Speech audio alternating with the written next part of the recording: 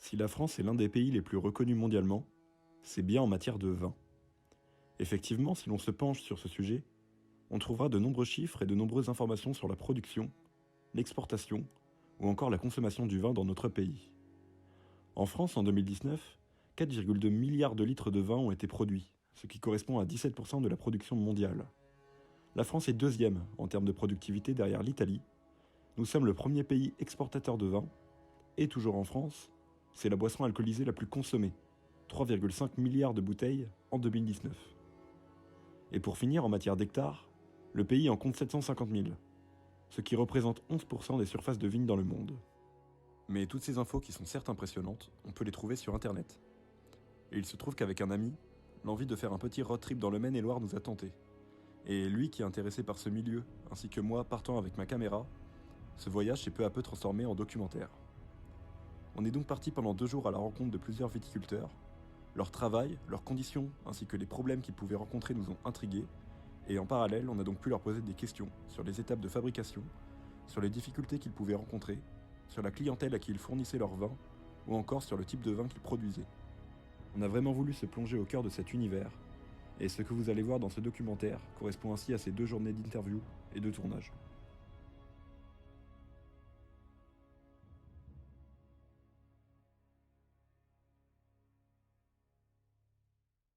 On est le 21 mai. Je pars avec un ami à moi, Basile. Il a 18 ans et après 3 ans en filière professionnelle, il se trouve maintenant dans un lycée hôtelier, en BTS, Management, Hôtellerie-Restauration, et travaille en alternance dans un restaurant gastronomique. Autant dire que durant notre voyage, il sera en même temps conducteur, intervieweur, et il va m'éclairer énormément sur les différentes informations citées dans cette vidéo.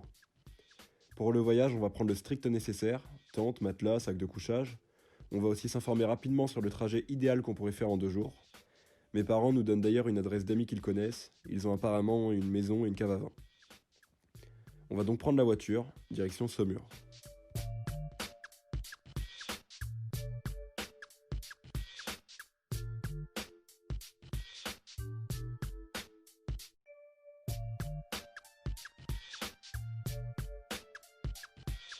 Allez, hop, salut JB. On va le fake. Nickel. Hop. Ah, les hommes les plus musclés de la Ah région. bah. quoi, c'est ça le. Énorme. C'est bon.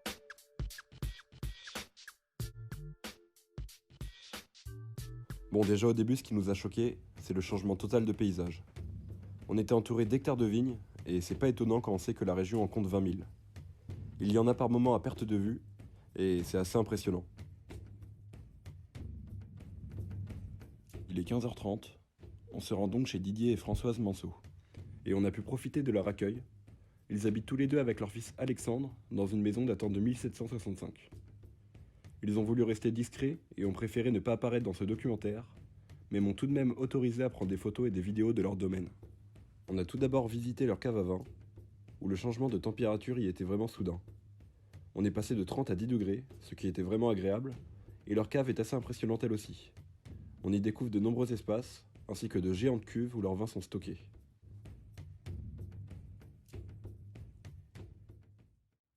On a pu faire quelques dégustations. Françoise et Didier produisent en grande majorité du Saumur Champigny, rouge et blanc, du Cabernet qui est un rosé, mais aussi des créments qui sont de plus en plus à la mode sur le marché durant ces dernières années. Pour faire simple, c'est une sorte de vin pétillant très rafraîchissant. Leur fils Alexandre nous présente quant à lui leurs différents vignobles. Ils en ont 5 autour de chez eux et 3 autres aux alentours. Ayant la même passion que moi pour la vidéo, il nous a gentiment pris différents plans filmés au drone pour le documentaire.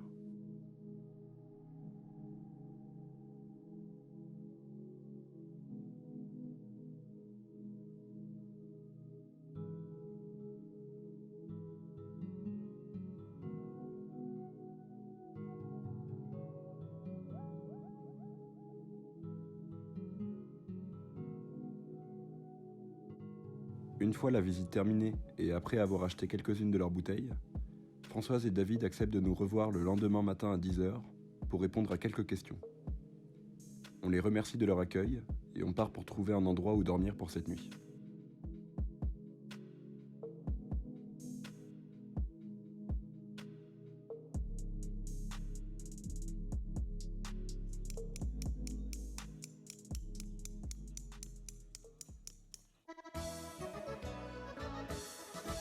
Les gars, quand vous avez vraiment que dalle, c'est Ouais. sandwich à la sardine. Oh. Hop. Et comme ça, vous disposez Ah là là. et on referme.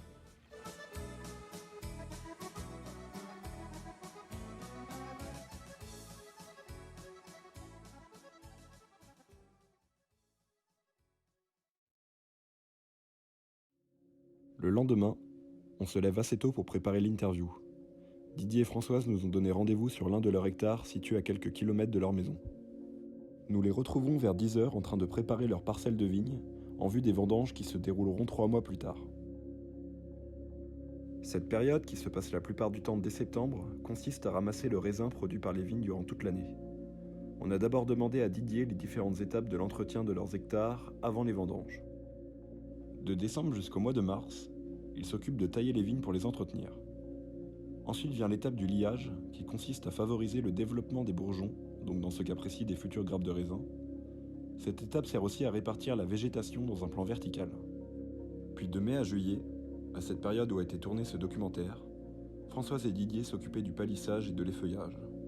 Le palissage consiste à couper les vignes de façon à ce qu'elles soient toutes de taille régulière, et l'effeuillage, quant à lui, consiste à couper les feuilles poussant à proximité des grappes pour qu'elles soient bien au soleil et soient aérées. Puis vient finalement la période des vendanges, se déroulant la plupart du temps en septembre, ou quand le raisin a atteint le meilleur rapport sucre-acidité. Françoise et Didier ont chaque année une vingtaine d'employés venant récolter le raisin. Une fois la vendange terminée, ils vont externaliser leur vin, c'est-à-dire le confier à d'autres entreprises pour qu'elles le fabriquent, puis le vin revient dans les immenses cuves de leur cave, qu'on avait vu la veille, où il est stocké. Françoise et Didier mettent ensuite leur vin en bouteille, et leur fils Alexandre s'occupe quant à lui de l'étiquetage.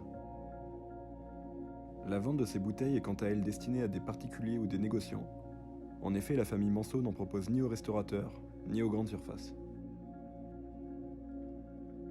Didier nous évoque enfin les problèmes auxquels sa famille est confrontée, car si tout ce travail est devenu une habitude pour eux, ils rencontrent effectivement des difficultés.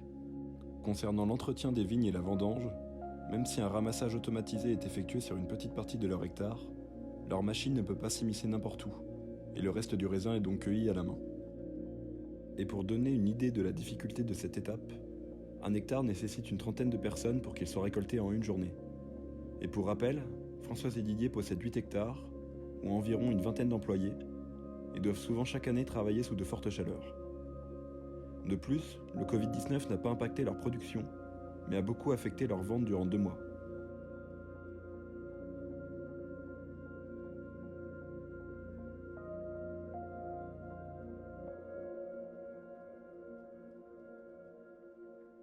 Vers midi, on laisse Françoise et Didier à leur travail.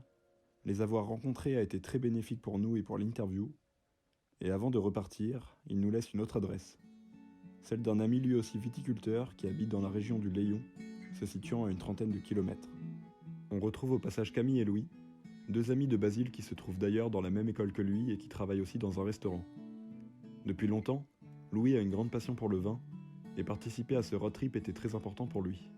On se rend donc dans la région du Layon, une région bien plus axée sur le vin blanc moelleux et liquoreux. Pour mieux vous situer, n'importe quel vin peut être plus ou moins sucré. S'il ne l'est pas, ce sera un vin sec. S'il l'est un peu plus, il sera considéré comme moelleux. Et si le vin est vraiment sucré, il sera alors liquoreux. Grâce à l'adresse donnée par Françoise et Didier, nous nous sommes rendus chez Monsieur Gallard, possédant un domaine nommé la Cave de la Roche. Son nombre d'hectares, bien qu'on n'en ait vu qu'une infime partie, est encore plus impressionnant que ceux de Didier et Françoise. En effet, il possède 25 hectares et il gère seul avec ses enfants la culture de ses vignes. Au contraire de Françoise et Didier, sa vendange se fait en novembre. Cela s'appelle les vendanges tardives. Le principe est d'atteindre une surmaturité au niveau du raisin en le cueillant en automne, car il produit ainsi du vin riche en sucre et en alcool, souvent moelleux, ce qui correspond à ce qui se produit dans la région. En en sachant déjà plus sur les différentes étapes de la culture du raisin, on a plutôt axé nos questions sur les problèmes qu'un petit vignoble comme celui de Monsieur Gallard pouvait rencontrer en 2020. Comme première difficulté, il évoque les récoltes de ses vignes, qui bien que se faisant avec des machines en grande partie, doit aussi se faire à la main sur différents hectares.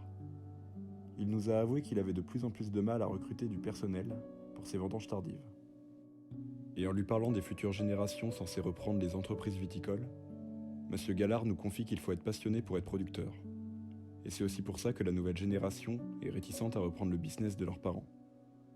Beaucoup acceptent de les aider au début, mais au fur et à mesure, ils pensent aussi à leur propre avenir qui n'est pas forcément destiné à la culture du vin. Autre problème encore, beaucoup de producteurs locaux ne gagnent pas forcément beaucoup d'argent. Monsieur Gallard vend ses bouteilles à des pizzerias, à des amis ou à des touristes de passage. Mais sur 10 bouteilles consommées en France, seulement une est achetée directement dans le domaine du producteur. Le reste est vendu soit en grande surface, soit dans des restaurants, où les bouteilles sont plus chères. Ensuite, Monsieur Gallard nous tient compte de la difficulté de son métier en voyant que beaucoup de règles sont imposées.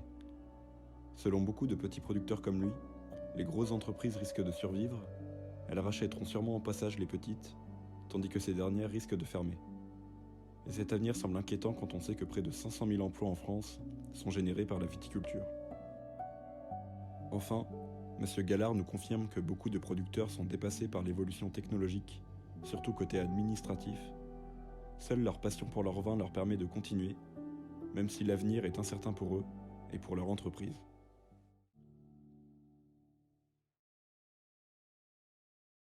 Monsieur Gallard nous indique un village qui constituera notre dernière étape. En effet, Savenières vaut apparemment le coup d'œil et on décide de passer la soirée non loin de la Loire, à côté du village. Au réveil, on décide d'aller visiter Savenières, qui possède notamment l'église Saint-Pierre et Saint-Romain, qui est considérée comme la plus ancienne église du département. Elle date en effet du Xe siècle, et pas moins de 19 matériaux, de types, d'âge, de couleurs et d'origines différentes ont été utilisés pour construire les façades de l'église. Ces matériaux ont en grande partie une origine locale, mais on peut compter certaines roches sédimentaires permettant de reconstituer l'histoire de certains océans disparus. Le sol de l'église étant le même que celui des coteaux de Savenières, on y compte une multitude de roches aux couleurs variées qui composent la terre, nourrit les vignes, et le vin de Savenières possède donc une richesse et un caractère exceptionnel.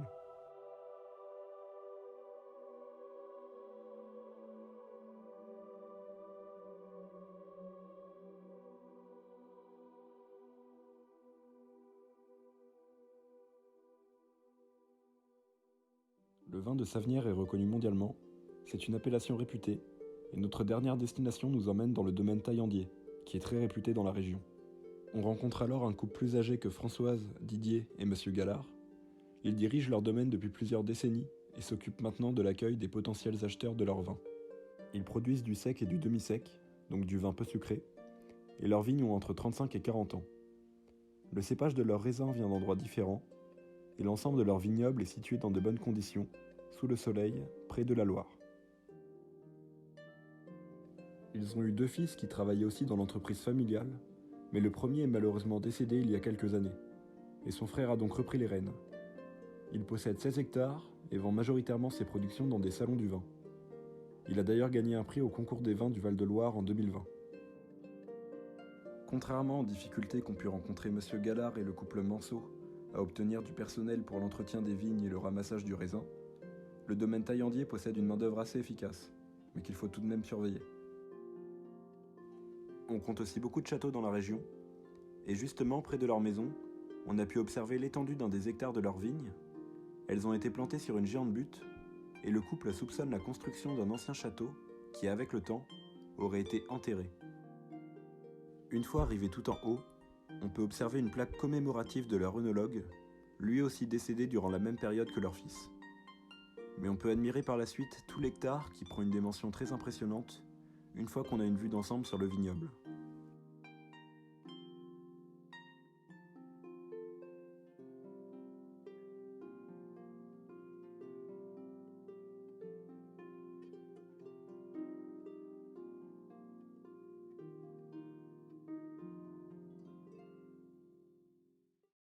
Bon, du coup, Basile, je pense qu'on est bien là niveau coffre.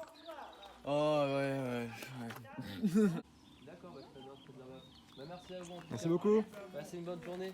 Au revoir. Au revoir.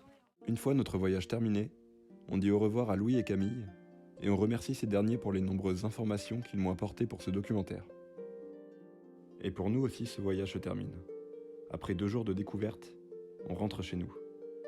Et c'est sur le retour que l'on dresse un bilan de ce road trip. En plus de découvrir un univers comme celui du vin qui m'était jusqu'alors inconnu, on s'est aperçu avec Basile que les métiers du monde de la vigne qui date de plusieurs siècles, ont toujours conservé cet aspect noble. Et même si beaucoup de viticulteurs et de vignerons rencontrent des difficultés, ils ne restent pas moins passionnés. Et c'est aussi ça qui leur permet de continuer leur travail. En outre, la région du Maine-et-Loire regorge de nombreuses richesses. De magnifiques paysages, bien sûr. Et l'accueil que l'on nous a réservé reste lui aussi inoubliable. Des inconnus de la veille deviennent ainsi des amis d'aujourd'hui. Et une fois ce voyage achevé, notre seule envie est de revenir.